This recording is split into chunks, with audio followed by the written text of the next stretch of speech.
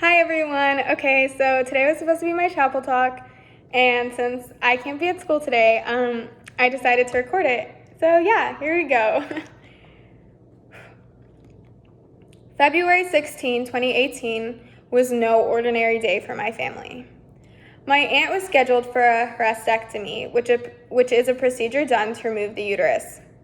What was thought to be a benign removal of a fibroid surprised even her surgeon.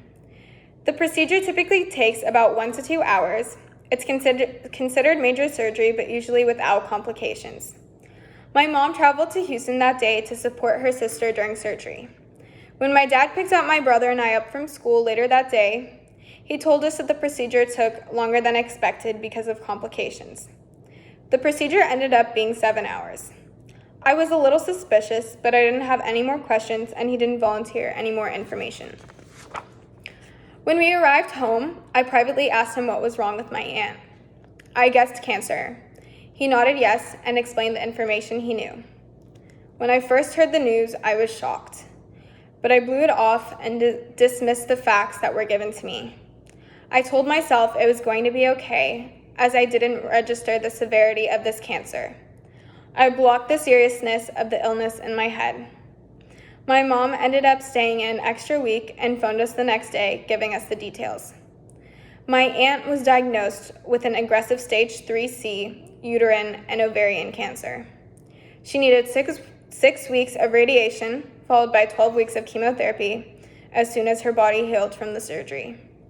My family was devastated by the sudden diagnosis. In the following months, my mom drove to Houston as often as she could to help her sister and her family out. As the school year ended, my mom encouraged me with each upcoming trip to visit my sick aunt. Rather than jumping at the opportunity, I found myself making excuses not to go. I convinced myself that she didn't need me and that I would get in the way. I feared not knowing how to respond to my sick aunt. I felt guilty for my excuses, but I thought I would have time to make it up later. My aunt finished her last course of chemo in August. The time flew by and the opportunities I thought I had to visit slipped by. At the time, it just didn't register in my head that my aunt had an aggressive cancer. I had never really experienced cancer with a loved one before, and I later learned that this type of cancer had a 15% survival rate, but I kept telling myself that she would be fine. I vividly remember the day that my aunt's cancer impacted me deeply. During my junior year, in my photography class, we were practicing dusting film leading up to an upcoming film project. Our assignment was to scan the negatives of old camera film to practice the art of removing dust from photos. I selected a random roll of film my mom had, and one of the strips of film I scanned had pictures of my aunt from around 2006. I found one in particular where she appeared so young and so beautiful, and she was holding her brand new puppy. It was instantly my favorite picture. I dusted the photo, printed it out, and took it home with me that day. When I got home, I hung it over my lamp and burst out into tears. In that exact moment, I realized I had minimized my aunt's worth and how she was fighting for her life. My cousins at the age of 8 and 10 could possibly grow up without a mom. My aunt had endured so much after traumatic surgery. She experienced grueling rounds of radiation for 6 weeks, followed by 12 weeks of painful chemotherapy. It was too much, too soon, for too long. She had lost all her hair and had lost so much weight.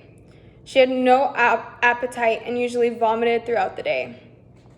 Despite all that and her lack of energy, she still managed to be brave for her daughters and found ways to offer normalcy. She was insecure about the way she looked, but she still managed to go out and mingle with people as they offered unsolicited prayers and smiles. My aunt's absence of hair did not make her any less beautiful in my eyes. When she lost her hair, friends suggested she get a wig. But my aunt had shared with me that she felt uneasy wearing a wig made from a stranger. So this brought about the idea for me to cut my hair and give it to her. A few of you probably knew I had a fascination with getting a buzz cut that year, but few know why. I wanted to cut my hair and give it to her as a wig. Of course, my mom wasn't enthusiastic about me chopping off all my hair, and my aunt, being the strong-willed person that she is, was also opposed to me cutting my hair. And between us, my aunt rocked the bald look. Reflecting back, I have regrets from the summer of 2018. I could have and should have gone to visit my sick aunt and help out with my cousins, but I was selfish. I spent the rest of my junior year and summer trying to make up for my actions.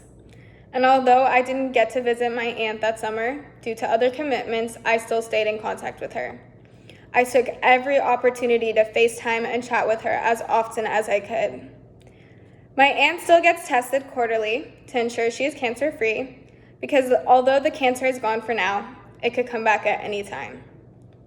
I can proudly say that today my aunt is one of my closest friends who I can talk to about anything.